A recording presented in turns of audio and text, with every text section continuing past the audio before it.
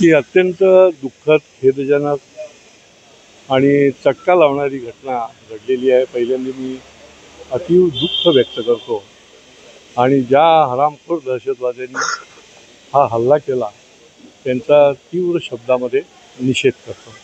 तर एकीकडे पाहायला गेलं तर संजय राऊतांचं म्हणणं आहे की हा जो हल्ला आहे कुठेतरी राजीनामा घ्यावा, अमित शहाचा राजीनामा घ्यावा, त्यामुळे नक्कीच आता या ठिकाणी आता एक गदारोळ उठलेला आहे। दिल्लीवर गृहमंत्री म्हणालेले आहेत अमित शहा।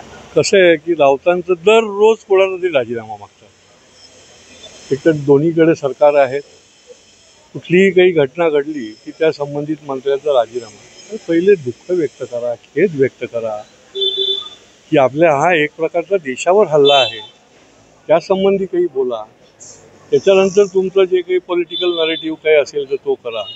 आज हे देशावर संकट आहे आणि अतिशय निष्पाप अशा पर्यटकांवर हा ज्याला म्हणता येईल की हल्ला झालेला आहे, त्याचा तुम्ही निषेध व्यक्त करून जे हल्ल्यामध्ये गेले त्यांच्या घरच्यांना, त्यांच्या नातेवाईकांना, सगळे देशवासी त्यांचे नातेवाईकच आहेत एक प्रकारे, कारण की पूर्ण देशातली जनता जी आहे ती हळहळली आहे आणि ज्या हल्लेखोरांवर संताप व्यक्त करतात। सेक्युलर गृहमंत्री आहेत असं अमित शहांना बोललं जाते, त्यामुळे नक्कीच हल्ल्यामागे ज्या दहशतवाद्यांनी हल्ला केला त्या जसे कसे उत्तर देणार नाही, मला असं वाटतं की केंद्र सरकारने आणि माननीय प्रधानमंत्र्यांनी देखील सांगितलेलं आहे की जे हल्लेखोर आहेत त्यांना माफी नाही आणि त्यामुळे त्या दृष्टीने शेवटी हा देशावर हल्ला आहे आणि त्याच्यामुळे योग्य ती ठोस अशा प्रकारची पावलं ही निश्चितपणे घेतली जातील।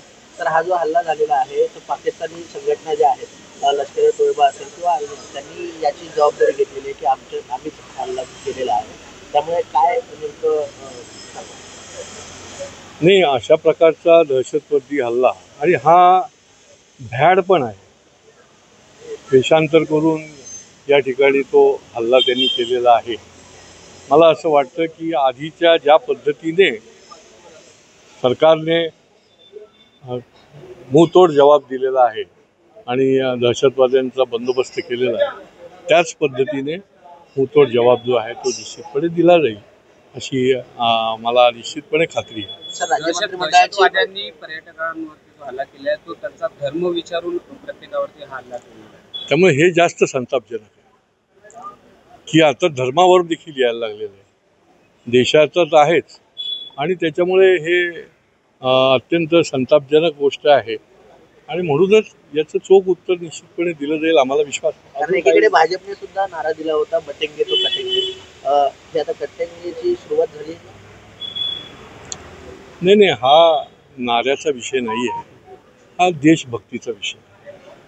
शेवटी जेव्हा आमच्या राष्ट्रावर हा एक प्रकारचा हल्ला होतो परकीय शक्तीकडून, निरनिराळे फोर्सेस काम करत असतात, त्यावेळेला कुठलीही नारा नसतो, एकच नारा असतो की मेरा भारत महान आणि मुतोड आमचा देश जो आहे तो ताकदवान आहे आणि कोणालाही तिरक्या नजरेने बघून देणार नाही, अशा प्रकारची आमच्या देशाची ताकद आहे।